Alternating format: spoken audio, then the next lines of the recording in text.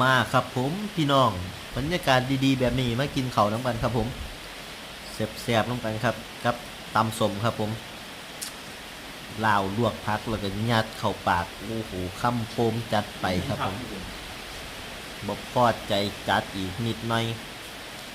คุยส้มตำอีกมั่มเข้าไปครับแซ่บครับผมแคบหมูกรอบๆมีแต่แนวแซ่บๆแล้วมื้อนี้ครับ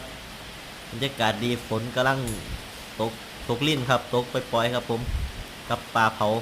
ผาเองนะครับกินกับส้มต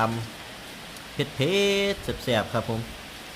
นี่ครับผักหวานลวกลาวเข้ามาอันใหญ่ๆครับจะคุยตำส้มครับคุยคำใหญ่ๆอ่ำลงไปสุดยอดครับผมเบิดเท่านั้นบ่แซ่บไปหาหมอครับพี่น้อง